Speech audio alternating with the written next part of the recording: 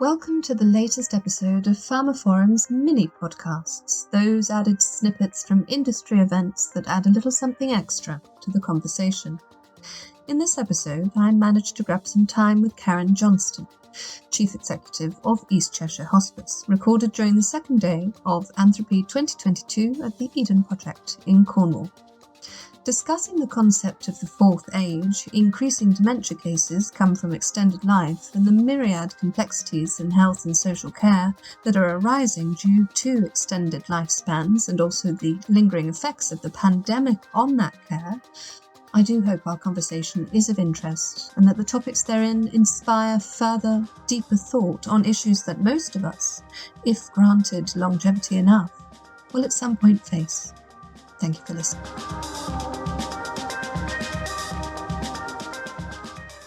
This is Nicole Raleigh, web editor for pharmaphorum, and I'm on site at Anthropy 2022 at the Eden Project on the Cornish coast.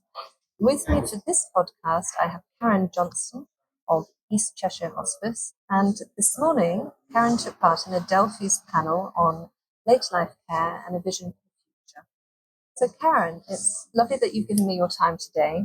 I wanted to speak with you because you stated something within the Adelphi panel which was provocative, but once it was explained, we could understand a bit more where you're coming from. And what you said was that you, within the hospice sector, have pharma to thank for the number of dementia patients. Could you possibly explain what you meant by that? Well, initially I was thanking pharma for giving us this fourth age.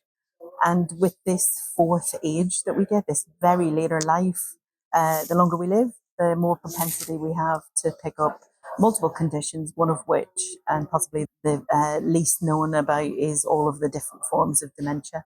So if you layer dementia on some other chronic conditions, then you're in real deep water health-wise. So what we were seeing as a hospice movement is our patients becoming more complex at end of life. And that's harder for the patients to manage. It's harder for healthcare professionals to manage, and it's harder for families to witness. So it is a gift, this extra longevity, but it has its own challenges, and we're facing it as it's happening now. So this is not something in the future. This is something that we're having to deal with in real time, which is a challenge in and of itself. Which is why at Anthropy, it's great to see how wide the discussions are, because it's not down one single path. It's going to take a collective effort on everyone's part to try and solve this issue. A collective movement for change. Yeah. So this notion of change was discussed on the panel as well. Could you possibly just sort of reference what was discussed? So we're talking about right across the spectrum. So obviously on the panel we had a solicitor and we had a representative talking about managing long-term conditions and what we can do even prior to that to stop us getting those conditions, or at least delay getting them. So that's how wide the discussion was, and we all felt that we could have, taken a whole day at it, and come up with some really great solutions. But it will mean letting go of some of the things that we hold dear, as in the health service being the answer to all of our ills, and the part we play in our own health maintenance, being handed over to the state as and expecting it to be handled by someone else. So all of those things, and even we spoke afterwards about some of the real big issues around starting a conversation around assisted dying, those types of things, to give people some kinds of control. As human beings, I think we're set up to want certainty, and the world is now tectonic plates of socio-political change. It's creating an odd experience for people, and so I think that those kinds of things like assisted dying, which only 4% of the population will choose, it's not going to be a tsunami of people who choose that option, but it will have to be in part of the mix of sorting out end of life issues. So just to circle back to the different types of dementia, you also mentioned in the panel there are some 200 forms. That's right. How do you cope with all those? Well, there's loads of them that have nothing yet. So our patron is Professor Alistair Burns, who's the preeminent professor and government advisor on dementia and later life frailty. And he speaks about dementia being a generation behind cancer in terms of research.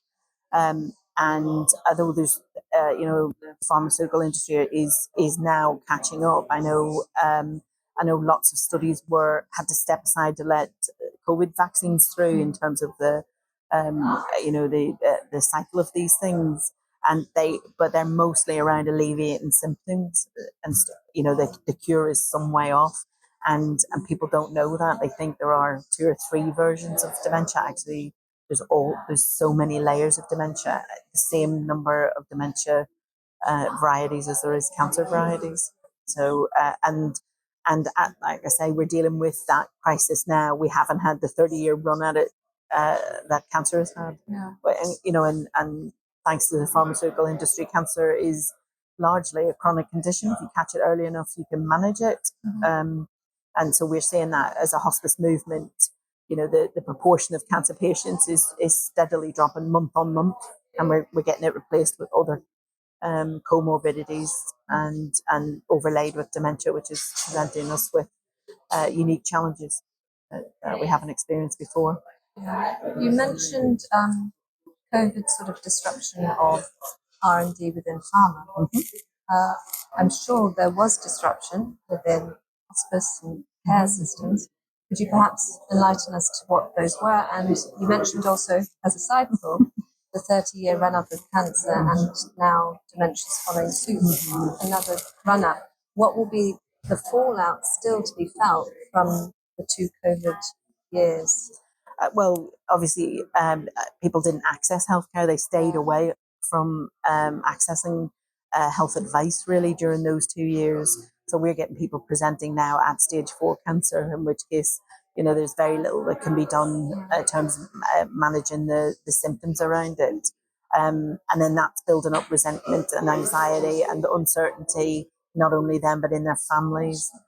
Already been through a traumatic, we've all been through whether COVID has directly affected our lives or not, actually the lockdowns and economic disruption has impacted all of us. So there's a society trauma that we're dealing with, and that generally makes, trauma makes people angry. You layer on top of that the loss of a life that's too early and could have been managed had healthcare been accessed sooner. That's building up a lot of resentment and it's coming out in anger.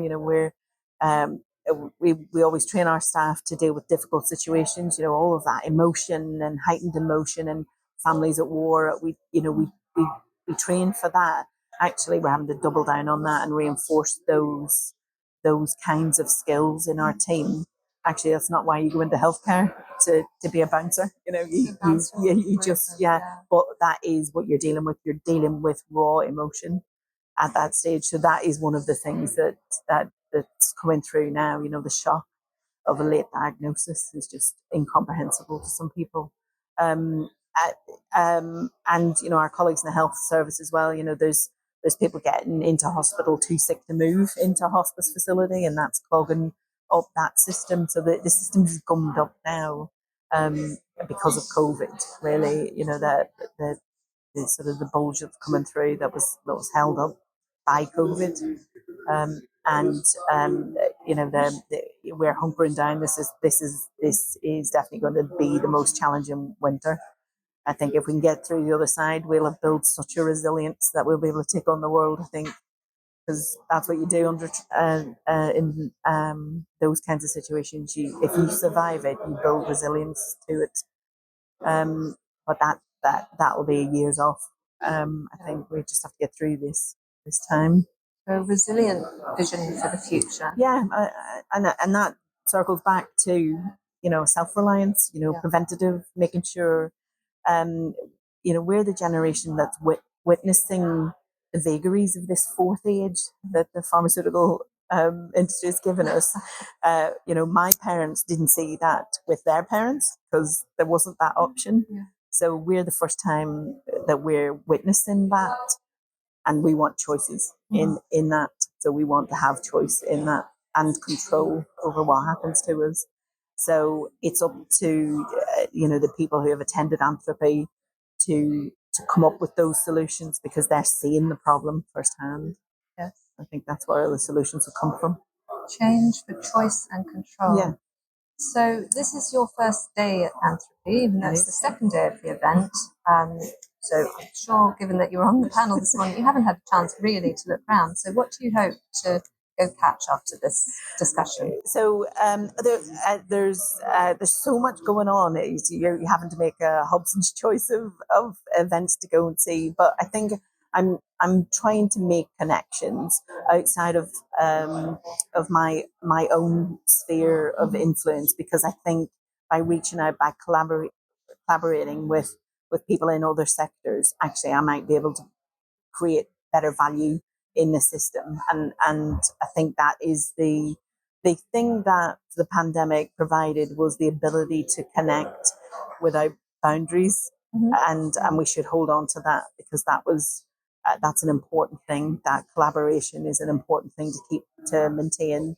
I always talk about with my team in the hospice, I always talk about, Neanderthals died out because they didn't collaborate. They stayed in their groups and just had the technology that they thought of themselves. Where Homo sapiens, they were there whittling sticks and eating fish, get their brains bigger.